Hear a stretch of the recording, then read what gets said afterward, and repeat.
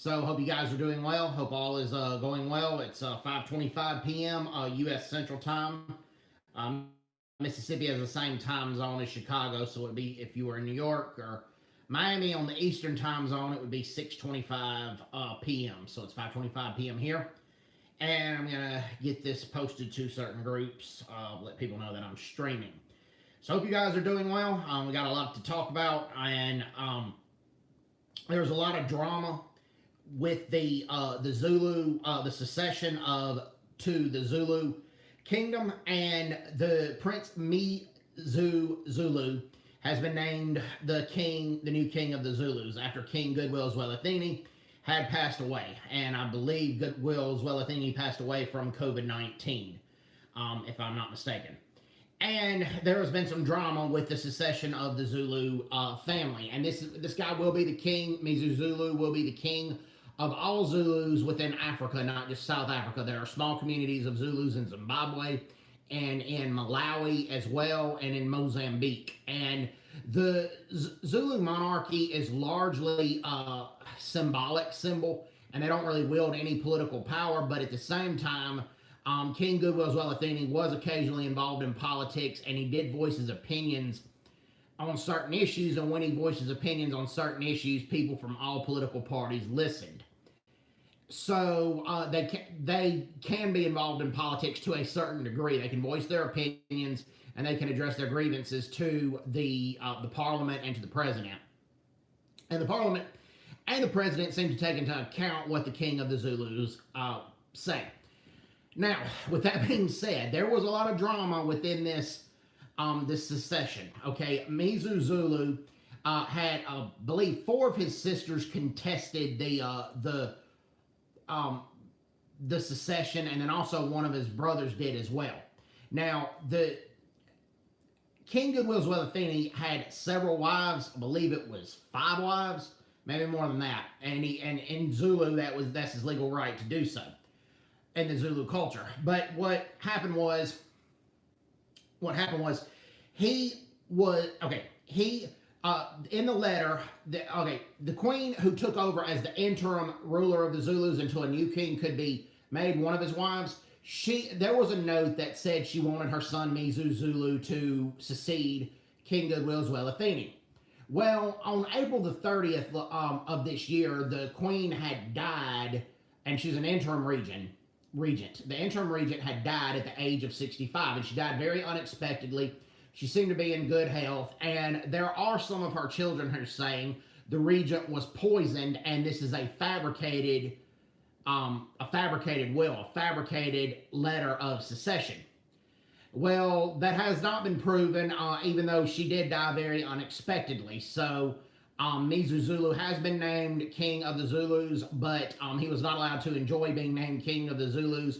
He was accompanied by heavily armed security, and after being and he was whisked away to safety. So he hardly wasn't even able to make an indoctrination speech, because it's that ugly and nasty in KwaZulu-Natal in regards to the Zulu throne. So, not saying it's right, not saying it's wrong, but that's what's going down, okay?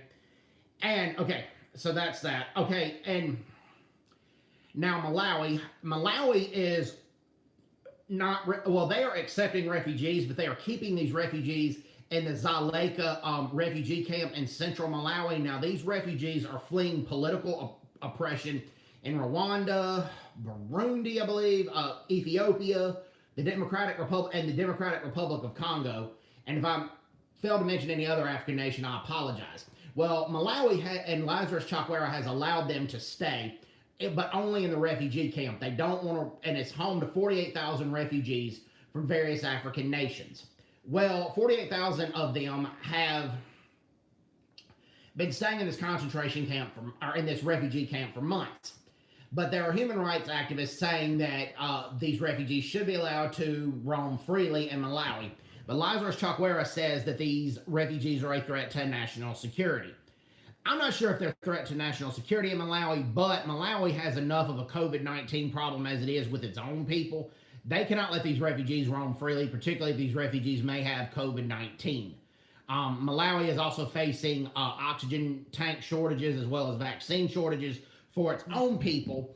And until the situation improves in Malawi for its own people, I firmly don't believe that these refugees should be able to go and roam freely in Malawi. I just think that's a bad idea in the short term. Now, long term, if the COVID ever gets done and these people pass national security clearances, then I firmly believe that they should. But the fact of the matter is, they have not at the moment. So it's just a awkward, bad situation for everybody. But at the same time, Malawi has to take care of its own citizens. It's a sad, harsh reality, but that's what I firmly believe. Now, not everyone would probably agree with me on that, but that is what has been going on. So, just a sad situation. So please keep the entire nation of Malawi in your prayers. Now, going to back to South African politics, Ace Magashule has been suspended by the Cyril Ramaphosa, and there is a big in-faction fighting in the African National Congress. Now, Ace Magashule is the Secretary General of the African National Congress, but the President of South Africa is Cyril Ramaphosa, and Cyril Ramaphosa has suspended Ace Magashule, but it's kind of a weak suspension. He's basically suspended with pay, and Ace Magashule says he's not going anywhere. Now, Ace Magashule belongs to the pro-Jacob Zuma faction of the African National Congress, who stood behind former President Zuma, and didn't want to see President Zuma impeached and to not be president anymore. Well, Cyril Ramaphosa supported Zuma being removed, basically so he could be president. And so there's a lot of in-faction fighting within the African National Congress. And finally, there has been some action taken against Ace Magashule because he has embezzled hundreds of millions of dollars from the tax-paying citizens of South Africa. And Ace Magashule needs to be more than suspended without pay. Cyril Ramaphosa has pledged that they're going to take control of the corruption issues in South Africa. Now, I firmly believe it is too little too late. I firmly believe this is just a false promise because the ANC pretty much knows they're not going to be the majority party much longer in South Africa. Even its most traditional ANC supporters are not going to probably vote for the African National Congress in the future. And the reason that I say that is because even before the COVID-19, the South African currency was in junk status. The unemployment rate among the youth is at 60% that we know about, but statistics show it may be much higher, like 80%. And this was all going on before the COVID-19. There are now more South African citizens on government welfare than there are South African citizens working. And that is not sustainable. And the party that's controlling that has been in control since 1994 has been the African National Congress. And as much as I admire Nelson Mandela's racial reconciliation and the way he supported Springbok rugby and things like that, he was not good for the economy, and he basically had started wrecking South Africa's economy. And then the crime situation started to deteriorate in the last year of his presidency. And then the crime situation and the aid situation just got worse under Mbeki, and the economy was good. And then under Jacob Zuma, the economy and the economy was bad, the crime situation was bad, and the corruption was bad. And it's pretty much continued under Cyril Ramaphosa. Cyril Ramaphosa is just basically taking this anti-corruption pledge and suspending Ace Magashule because the ANC knows that they are not going to be the majority party much longer, and they believe that this is just a last desperate attempt to try to hang on to power, to try to get some of their traditional voting base to go back to them, is what I firmly believe. Now, that is what I firmly believe. And as many of you guys know, the DA premier in Gauteng, Sally Masimanga, who I highly admire, by the way. He has a good relationship with AfriForum, and when he was mayor of Pretoria or Swane, Sally Manga could have stayed in the mansion that was reserved for the mayor, but he chose not to because he chose to try to limit any salary and money that he got legally, because he was doing it for the betterment of his country. Well, Sally Manga had came in contact with somebody, and this wasn't a political situation. Believed that they were Sally Manga is black, but the guy who was harassing him was black as well. But he said Sally Manga had owed him almost 10,000 US dollars, which is 1.4 million rand. Well, Sally Manga said he didn't know what he was talking about. I don't owe you any money. Well, the guy started beating him. Now, he didn't beat him to a bloody pulp. I mean, there was some nose bleeding, and his chin was cut, face was cut a little bit, but he wasn't on the ground begging for his life. But because of that, and it wasn't a fatal situation, Sally really couldn't fight back. Sally Manga knew if he fought back, particularly since he opposes the ANC government, he probably would have went to jail and not the perpetrator. Well, the police really had no choice but to arrest the perpetrator. And the perpetrator has since gone on national television to apologize. And he also said that Sally Manga did not owe him any money, that he was basically just trying to shake down Sally Manga for the money. Now, okay, now we're going to talk about a woman in Mali, and tomorrow's a woman in Mali, and tomorrow's Mother's Day, so happy early Mother's Day to people. This woman in Mali had given birth a couple of days ago to 9 children in Morocco, and due to Mali's civil war and a lot of the instability in Mali at the moment, a lot of Mali citizens go to Morocco for medical care. Well, this woman went to medical care, and the doctors read the sonogram, and they thought she was going to have 7 babies at one time. But she had 9 babies at one time. She gave birth to 9 different children at one time. And she's going to have I believe she's going to have a rewarding life ahead of her, but she's going to have a hard life ahead of her, raising 9 children at one time. So I wish her all the best, and that is just, that's just an amazing thing to have happen. But that's made international news, and it's been a very, very, a very interesting story to say the least. So yeah, it's just been a very, very interesting story to say the least. And, all right. Now, we talk about what China is doing in Africa, and they basically give a lot of African countries a lot of loans, and the countries can't pay the debt back, and China knows that. And China also doesn't employ a lot of Africans in a lot of the projects that they have. They just pillage Africa's resources, and they hire their own citizens to come in there. Well, the debt that these African nations can't pay off, China says don't worry about it, and then they basically make these countries sign a 99-year lease on their ports. Well, and they have done that to several African nations, and the top U.S.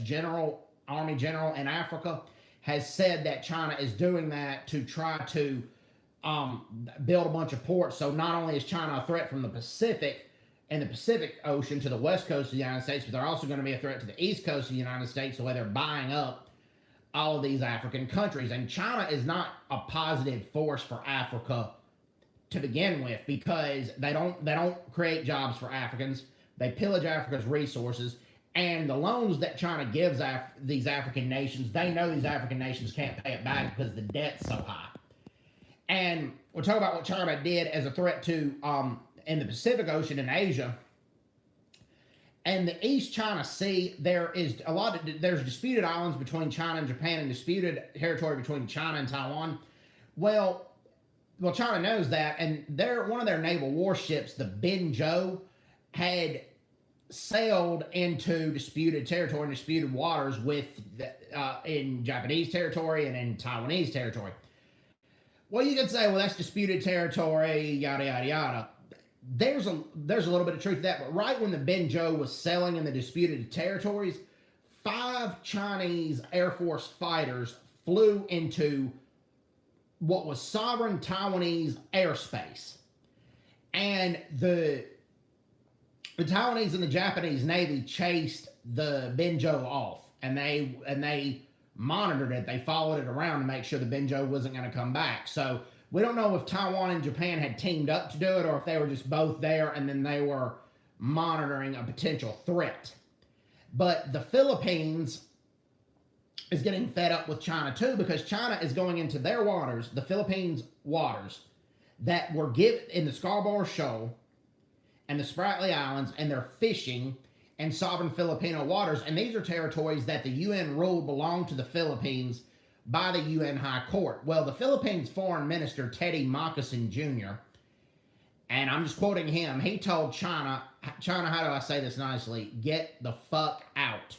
You are not doing good with our friendship. The Philippines is trying, and basically, the current president of the Philippines, Rodrigo Duterte, is giving China everything they ask for, and China's not providing much in return to the Philippines, if you ask me. Well, Teddy Moccasin Jr., the Philippines foreign minister, said, we're trying, but you are acting like a stalker, basically an ugly oaf, and what he meant was ugly woman, an ugly oaf stalking a handsome man, and the handsome man just wants to be friends with you, and you are trying to conquer us. And basically that's true, but then Rodrigo Duterte basically rebuked Teddy Moccasin, and he said that cursing is not permitted amongst Filipino politicians. He said only I can cuss, is what Rodrigo Duterte said. So it's basically rules for me and not for rules for thee and not for me, which was basically very, very stupid. Now, Moccasin Jr. issued an apology, but it was basically a half-hearted apology. Also, China and the European Union were about to sign a mega deal that would have probably given China billions of dollars, but the EU has since suspended the deal because of China encroaching on other countries and China not honoring the human rights situation in their own country. Like, okay, and then when Teddy Moccasin Jr. said what he said, China said that Teddy Moccasin Jr. needs to have basic manners. Okay, China has male guards in prisons that are made for female prisoners, and one of the punishments they have for female prisoners is gang rape. So they're going to lecture the Philippines on manners when gang rape is a punishment in Chinese prisons? I don't think so. I think that's crazy. I think that it's just crazy, and it's very, very hypocritical if you ask me. Just like I said, crazy and hypocritical. So, okay, some good news. Our friend Chris Wyatt, years ago had trained the Liberian, and the Liberian army has been praised by the United Nations. The Liberian army has gone to Mali to participate in the Mali peacekeeping missions while Mali's battling radical Islamic extremism. Well, the Liberian army has been praised by the United Nations as being a very tough, competent, and professional force. And Chris Wyatt was largely behind that when Chris Wyatt was in Liberia working at the U.S. Embassy. He was a U.S. soldier at the time, and one of his jobs there was helping train the Liberian army. So congratulations to Chris Wyatt, and congratulations to all the soldiers in the U.S. Army for doing what they did there. That's excellent news, and that is excellent for the Liberian army as well.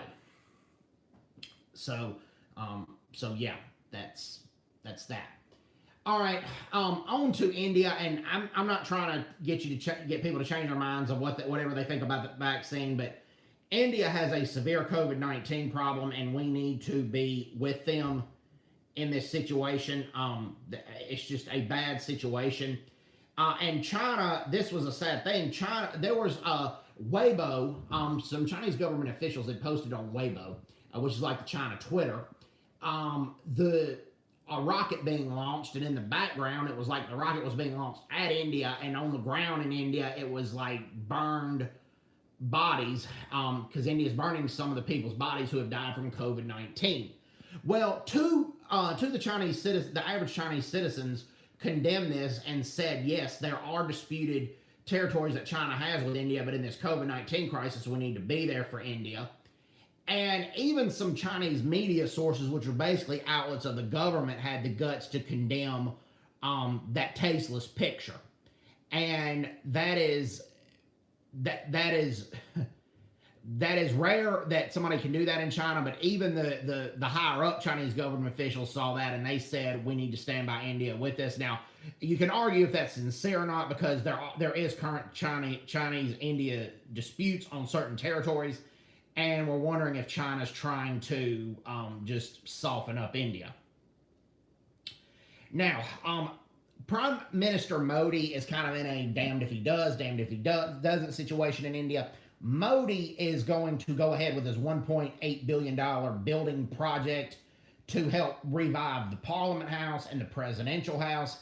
Now, there are people in Delhi, the capital of India, and two mothers. One mother had a son who died from COVID, and the other one had infected family members. Well, they have raised an appeal to the Supreme Court in India saying to stop this project, that it's not a priority. India is going through a massive COVID crisis. Well, the Supreme Court's going to review it, and a lot of opposition politicians have really condemned what is going on with that. But now Modi says the air conditioning vents and the buildings in Parliament and in the Presidential House are not sustainable to conduct politics, that the foundation and the infrastructure of these buildings are not up to code. The air conditioning vents will just pour down COVID, and it'll keep us from running the country efficiently. He also said the project would employ temporarily several thousand people in construction, and India, like many countries due to the COVID, is facing a severe economic crisis at the moment. Well, there's just no easy solution, and I don't live in India, and I can honestly say I've never been to those buildings, so I don't know what code is there and what code is not. But what the majority of the Indians are upset with Modi's move on this, that I do know. And I also do know that today, according to the National Public Radio, the NPR, India sees its deadliest day of pandemic, with COVID deaths, not cases, COVID deaths toppling 4,000. The article of the NPR, the National Public Radio, goes to say India reported its highest daily death toll, 4,187 people on Saturday, weeks into the world's worst wave of coronavirus cases that's leaving people without life-saving hospital beds, oxygen, and drugs. In all, nearly 240,000 people in India are confirmed to have died from COVID-19, with reported infections topping 21 million.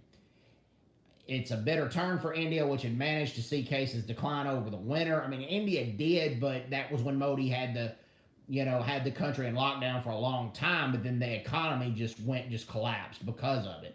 And so then Modi eased restrictions, the economy got better, and then the COVID got worse. So it was just damned if he does, damned if he doesn't situation.